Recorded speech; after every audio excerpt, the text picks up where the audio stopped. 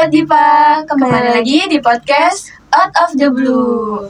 Bersama aku Cipa Dan aku Mala.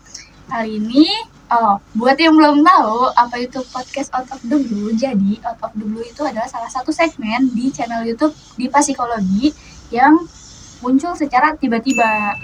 Pembahasannya Ada tiba-tiba, semuanya pokoknya tiba-tiba. Pembahasannya tiba-tiba, jadi apa aja bisa kita bahas. Betul. Jadi seperti hari ini juga nih Kak Cipa. Hari ini kita mau bahas yang tiba-tiba ada di kepala kita, tiba-tiba ada di kepala pasti sebagian dari Sobat Dipa. Pertanyaan-pertanyaan random. Kita udah ngumpulin banyak banget pertanyaan yang sering muncul di kepala kita. Nah, dan mungkin juga beberapa ada Kak Cipa pertanyaan dari Sobat Dipa di luar sana gitu. Jadi mungkin kali ini kita akan menjawab pertanyaan-pertanyaan tersebut, tapi ada disclaimer-nya, pertanyaan-pertanyaan yang kita jawab ini sebenarnya sharing berdasarkan persepsi dan pendapat pribadi, bukan berasal dari teori psikologi ataupun hasil riset manapun gitu. Jadi mungkin Sobat Dipa bisa ambil baiknya dan jangan diambil yang buruknya gitu. Jadi kalau ada yang jelek di skip aja. Ini lebih ke subjektif ya. Iya benar. Ini subjektif banget. Mungkin bisa dibilang ini lebih ke reaksi kali ya. Iya, saat kita membaca pertanyaan tersebut. Mau mulai dibacain nggak? Boleh. Ayo kita masuk ke bagian safe zone. Pertanyaan pertama. Boleh. Kenapa aku suka ngerasa minder melihat teman yang lebih sukses? Kamu harus sukses. Biar nggak minder. Iya betul. If you know you know. Tapi sukses itu ada standar masing-masing nggak sih Cir? Iya benar. Kayak kalau misalnya menurut dia standar sukses dia tuh di sini gitu, kamu akan melihat itu sebagai apa? Suatu hal yang kayaknya aku harus mencapai dia gitu. Sedangkan dia sendiri mungkin ngerasa minder sama yang lain juga gitu. Itu untuk lebih menaikkan standar dia sendiri dalam hal kesuksesan gitu. Iya, kita bisa aja melihat dia udah sukses, tapi bagi diri dia sendiri mungkin itu sebenarnya belum mencapai tahap sukses yang menurut dia oke gitu. Jadi kita nggak usah minder.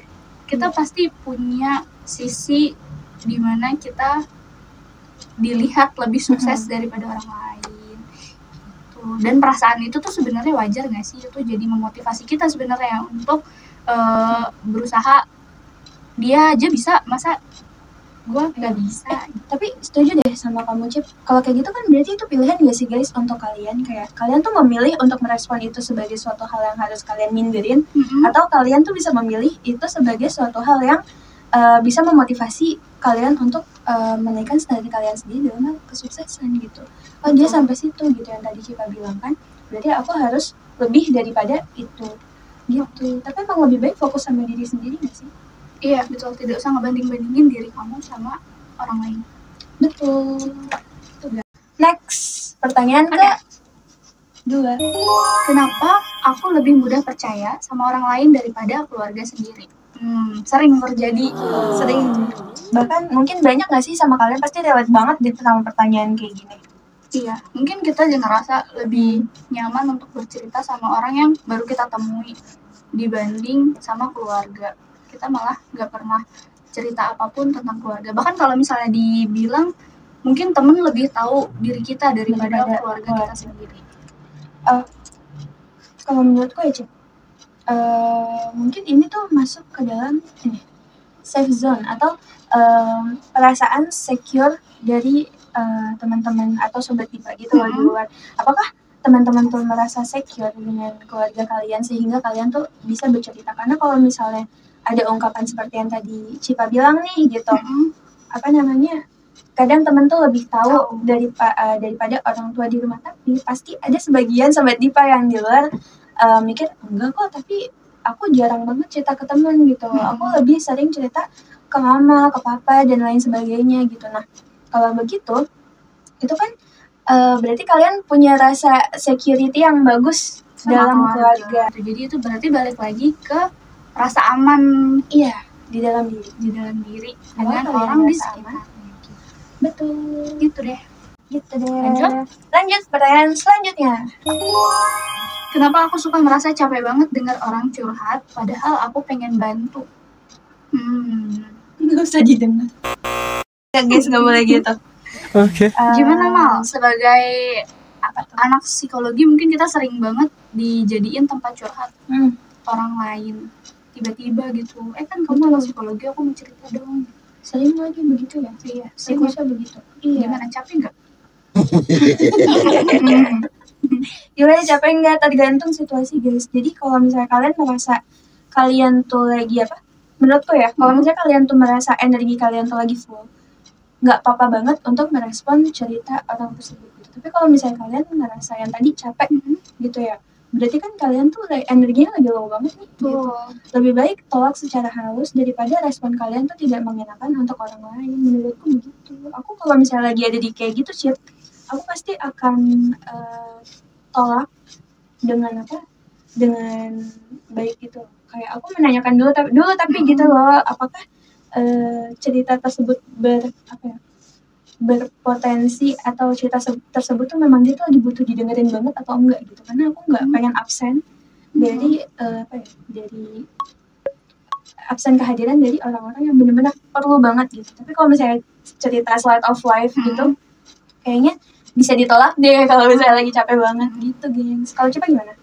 Dan kita tuh nggak harus selalu ngebantu orang lain gak sih? Maksudnya bantulah dirimu sendiri dulu. Kalau kamu lagi ngerasa capek, berarti kan dirimu yang perlu dibantu ya.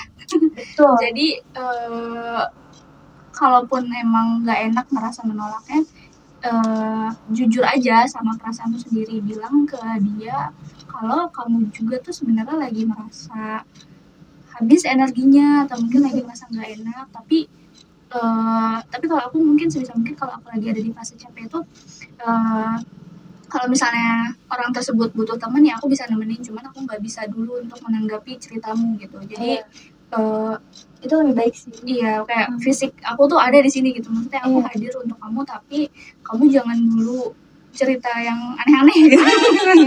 Cerita yang berat gitu ya istilahnya gitu. Jadi sini aku temenin kamu aja gitu. Iya betul. Itu impactful banget sih untuk sebagian orang yang sedang butuh. Oke, cukup. Lanjut next. Gimana cara membahagiakan orang lain? Kamunya udah bahagia dulu belum? Belum, bahagiain dulu diri sendiri gitu. Terus kalau untuk membahagiakan orang lain, aku nggak tahu. Tapi kalau kamu mau ngebahagiain aku, kamu boleh DM aku. Gak apa-apa gitu. Atau mungkin kebahagiaan kamu adalah aku. Kan kita nggak tahu ya. Kita nggak tahu. Betul. Siapa tahu gitu. Jadi intinya prioritasin dulu diri kamu sendiri guys. Kalau misalnya kamu ngerasa udah cukup bahagia, pasti orang lain juga ngerasa bahagia atas kebahagiaanmu sih. Tapi bener tahu, kayak apa ya, kayak kalau misalnya nih gitu, kita tuh lagi happy, orang yang di samping kita nih misalnya energinya habis pun, kalau kitanya happy dan ceria itu akan ikut gitu happy. Jadi jangan paksakan untuk membahagiakan orang lain. Bahagiakanlah dirimu sendiri, karena nanti energi itu akan menyebar ke orang-orang di sekitarmu juga. Iya betul. Termasuk energi negatif. Kalau kamunya nggak bahagia, kalau kamunya suntuk atau mungkin vibes-nya tuh lagi jelek banget, orang lain di sekitarnya juga pasti ikut kayak gitu ikut nggak enak, kayak ini orang lagi kenapa gitu. Betul. Jadi intinya adalah fokus untuk membahagiakan diri sendiri dulu. Iya, lebih baik kayak gitu. Oke? Gitu guys. Oke, lanjut ya. Lanjut. Kenapa aku sering merasa cemas tanpa alasan? Gimana cara mengatasinya? Gimana cara mengatasinya, Kamala? Cara mengatasi cemas tanpa alasan, kayaknya sebenarnya itu beralasan gak sih? Nggak mungkin dong, kamu bahagia pun kadang ada alasannya kan, walaupun itu hal-hal kecil gitu. Betul. Cemas tuh pasti juga ada alasannya, walaupun itu hal kecil. Ibaratnya nih ya Kak ya, kayak kamu tuh pernah gak sih kamu tuh ngerasa gatal tapi bingung di bagian mana? Nah itu, gatal kan pasti ada alasannya gitu. Cemas pun sama, ada alasannya, tapi mungkin kamu gak sadar itu bagian mana gitu. Iya betul. Jadi, terus gimana cara kita menyadarinya? Saat kita sadar. Oke. Jadi harus sadar. Tapi susah nggak sih, Cip, untuk kayak gitu? Untuk menyadarinya. Iya, karena kalau misalnya hal itu hal kecil banget, kadang tuh nggak sadar sama sekali gitu loh. Tapi nggak apa-apa. Tapi nggak apa-apa. Butuh waktu gak sih? Betul. Untuk menyadarinya. Kayak aku pernah ada di fase itu. Jadi aku tiba-tiba ngerasa cemas, tapi tuh aku nggak mengerti sumber cemasnya tuh dari mana. Entah mungkin karena lingkungan di rumah atau lingkungan di tempat kerja atau mungkin lingkungan di luar. Itu tuh kayak campur aduk gitu perasaan cemasnya. Itu berlangsung selama 2 hari. Tapi aku baru sadar setelah rasa cemas itu hilang, setelah aku melalui hari tersebut. Jadi aku jadinya menyadari, oh kayaknya kemarin tuh aku cemas tuh karena ini gitu. Jadi emang lama gitu pending. Tapi sebenarnya ini tuh kita bahas di video pertama nggak sih, waktu kita tuh perkenalan mengenai episode 1. Ini baru episode 2. Dia udah lupa. Jadi di episode 1 kita tuh kan perkenalan ya, dan kita tuh ngobrol tentang mahasiswa psikologi dan psikologi itu sendiri gitu.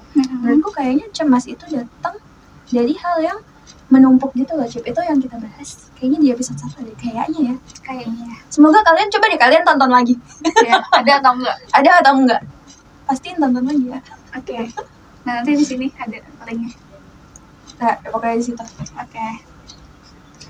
Terus ada lanjutannya nggak tadi? Nggak ada. Udah. Cukup. Oke deh, kalau gitu kita lanjut ke pertanyaan berikutnya. Gimana kalau aku nggak pernah bisa memaafkan diri sendiri? Jadi aku yang maafin. Aku maafin ya. Nggak apa-apa, lahir batin. Mohon maaf, lahir batin. Gimana ya kalau bisa maafin diri sendiri? Kenapa emangnya? Iya, kenapa dulu? Tapi kalau misalnya apa ya?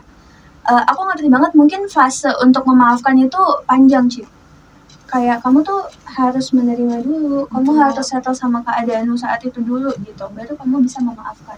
Ingat ya guys, memaafkan tuh tidak berarti kamu tuh harus melupakan kejadiannya, dan gak apa-apa banget kalau misalnya kalian tuh mengingat kejadian tersebut gitu.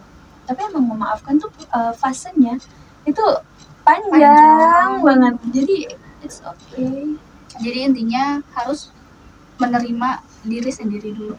Iya.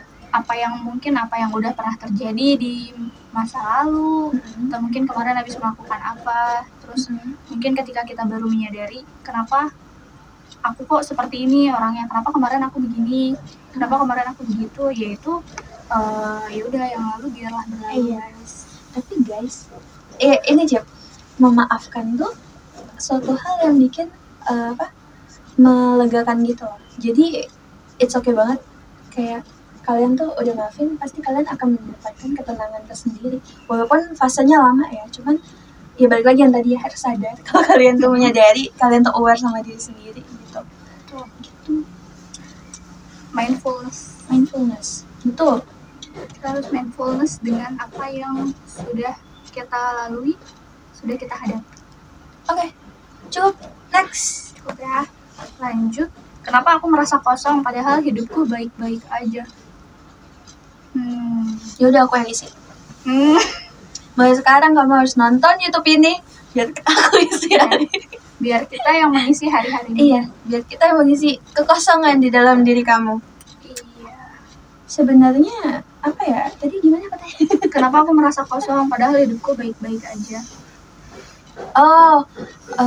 Ini guys, mungkin kalau menurutku ya, Cip ya, kadang kosong tuh karena emang apa ya, tidak ada yang menempati situ. Emang bener sih kayak gitu, tapi lebih tepatnya tuh kayak gini.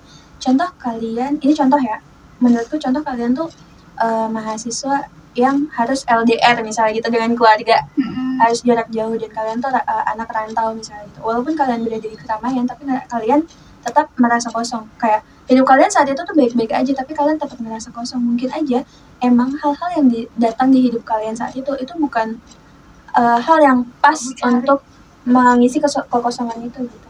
Misalnya kekosongannya nih, kalau kita ibaratkan bentuknya segitiga, Cip, misalnya gitu.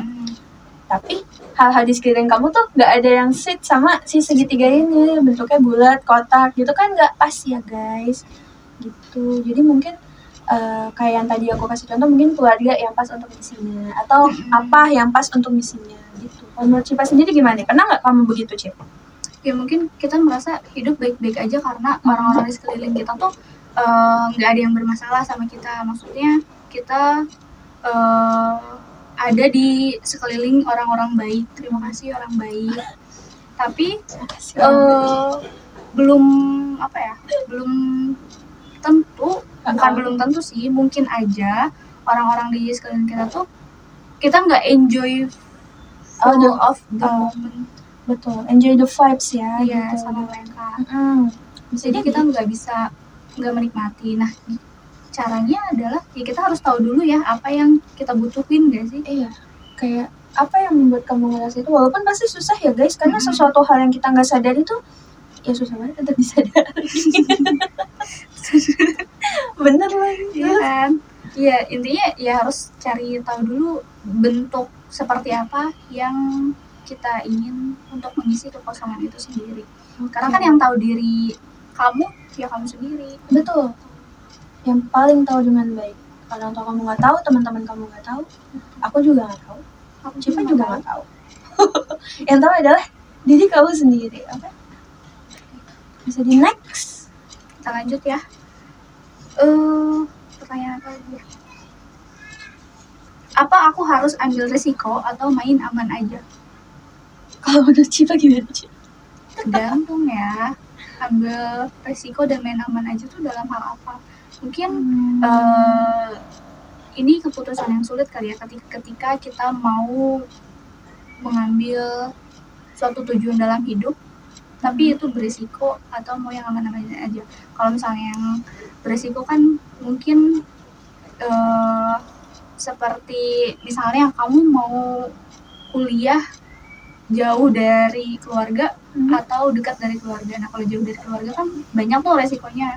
Kalau dekat dari keluarga ya berarti kan itu main aman ya, berarti kita nggak ada cost yang gede, nggak biaya hidup. Iya betul, nggak berchallenge juga gitu ya.